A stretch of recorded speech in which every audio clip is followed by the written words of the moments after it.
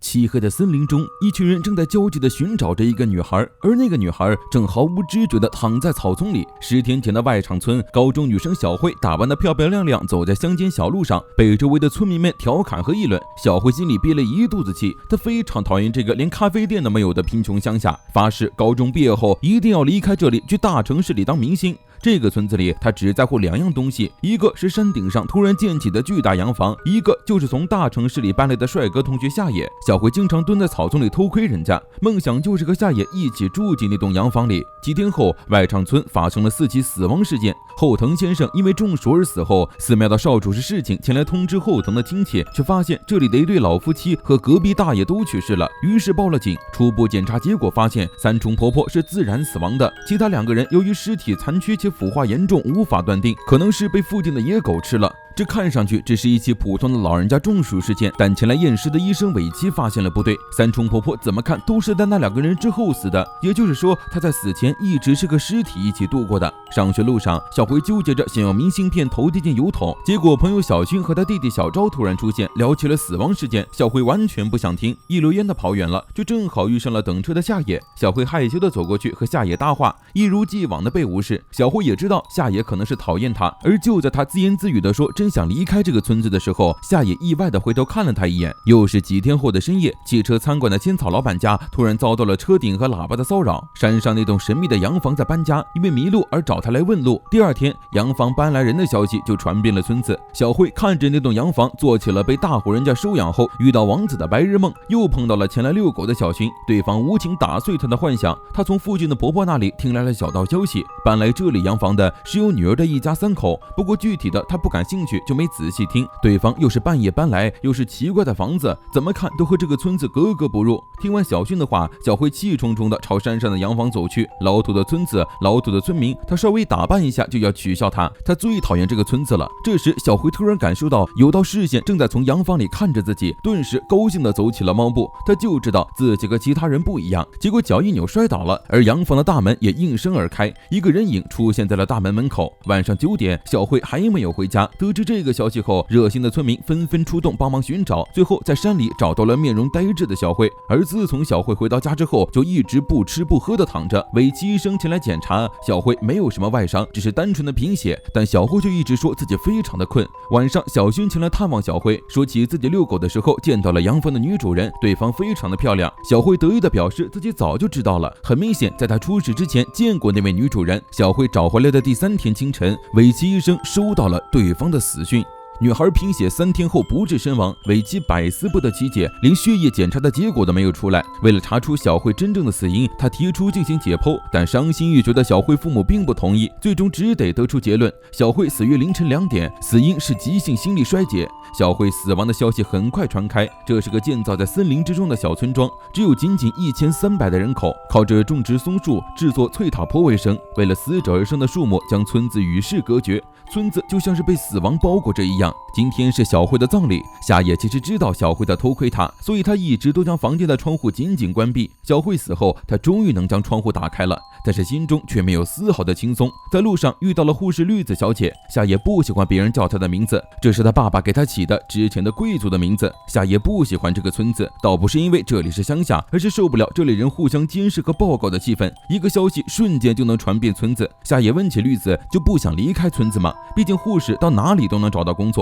绿子并非不想离开，而是为了照顾妹妹不能离开。小慧的葬礼上来了很多人，小轩发现了小慧写给夏野但最终也没能送出去的明信片，他想要代替小慧送给夏野，但夏野却与他们不熟拒绝了，甚至连小慧的葬礼都没有参加。在小慧的葬礼上，大人们仍旧议论纷纷，什么小慧的父亲好可怜，小慧失踪的时候是不是发生了什么，这让小勋很难过。人都已经死了，大家应该悼念才对。他害怕下葬小慧的洞穴会把自己也吸进去，可能是今天，也可能是明天。他突然跑到小慧父母面前，想要把自己买的礼物和小慧一起下葬。主持葬礼的市井同意了。夏野回到家之后一直心神不定，还觉得小慧在草丛里看着自己，对方肯定觉得自己的单相思让人感动，认为总有一天自己会接受他的感情。这个村子里所有人都是这样，擅自决定着别人应该怎么说怎么做，他讨厌这样。小慧的血液检查报告姗姗来迟，结果虽然是贫血，但并不是一般意义上的缺铁性贫血，而是因为失血太多，是尾期误诊了。但是小慧的身上并没有任何能造成出血的伤口或者内出血的迹象，像这样的死亡一定是体内发生了什么重大事情，但不能解剖就无从得知。这时有护士来报告，完安制裁的依依先生去世了。最近村子里有很多人因为酷热引发的疾病过世，有医生反映，在三重婆婆在世的1周前曾来医院拿过高血压的药，但可能是因为人中暑，看上去呆呆的。正说着，医院接到电话，又有人死了。这次过世的是刚死了儿子的哥嫂和吹木婆婆。根据邻居说，吹木婆婆在死前非常困，而且呆滞，她想要请医生来看，但婆婆不让，再加上她完全没有任何痛苦的症状，非常困这一点让伟奇想起了小慧临死前村子里接二连三的死人。伟奇察觉到了不对劲，他打电话给村公所，想要查询村子里最近的死亡人数。丧事频发，最主持的事情也非常的忙碌。去年夏天，这座村子里死了4位老人，今天仅仅半个月，他就已经主持了7场葬礼。明显这些人绝对不是中暑这么简单，于是找到了伟奇，想要知道他们真正的死因，但伟奇也不清楚，所有人的死因全都不明。很快，村公所的石田先生带来了村子8月份的死亡报告。不到1个月的时间，这座村子居然已经死了整整10人了。这种情况明显异常，考虑到最糟糕的情况就是出现了传染病，因为大家的症状基本一致，都是突发的中暑情况，然后从小症状开始，在数日之内急速恶化。昨天安森店里的奈绪小姐来医院检查，又是同样的症状。伟奇给对方做了全面的检查，嘱咐她3天之后无论如何都要再来一次，因为证据不足，还无法确认到底是不是传染病之前不能引起骚动。现在最重要的就是收集情报。市警表示自己会向死者家属打听消息，无论如何都必须查明这些人的死亡原因。夏野再一次关上了房间的窗户，他总觉得有什么东西仍旧在林中窥视着他。因为错过了电车，夏野准备步行去路程3小时外的车站坐巴士。还好在路上遇到了好友小彻，绿子小姐正在陪他做驾驶练习，于是顺带捎上了夏野。因为窗外的视线导致他睡眠不足，夏野迫切的想要离开村子，但他的父母就是为了追求自然才搬来的。路上遇到了小宝和同学郑雄，小彻就招呼他们也上车，但在看到车里有夏野后，郑雄突然生气的跑走了。村子很少有外来人，所以夏野刚搬来时总是受人议论，父母更是因为不同的姓氏让人觉得奇怪。他的自行车在路上爆了胎，热心的小彻将他拽进自己家里，帮他修好了车胎。夏野虽然想着反正都要离开，就不打算和任何人搞好关系，但最后还是败给了热情的小彻，两人从此也成为了朋友。奈绪小姐的检查结果出来了，是和小慧一样的贫血，身体没有任何伤口和内出血的情况，所有指标一切正常，但红细胞却在大量的减少。尾崎让绿子打电话通知奈绪来做检查，但对方却并没有来。倒是第2天，奈绪的竹马安森把他送到了医院，对方的情况已经非常差了，心跳很快，手臂上有被咬过的痕迹，将奈绪送去抢救。尾崎问安森，他们周围的人有没有类似的症状，或者见到什么奇怪的人。安森突然想起几天前盂兰盆节的时候，他们见到了住在山上洋房的同夫家的男女主人，是一对行为举止都很奇怪的夫妻。老板娘和奈绪都热情地邀请他们去家里做客，不过因为家里人很多，那对夫妻约定好了改日拜访。不过之后并没有发生什么异常的情况。尾崎推荐将奈绪转到大医院治疗，虽然嘴上安慰安森没事，但他知道奈绪肯定没救了，死如果蔓延，这座小镇会很快的灭亡。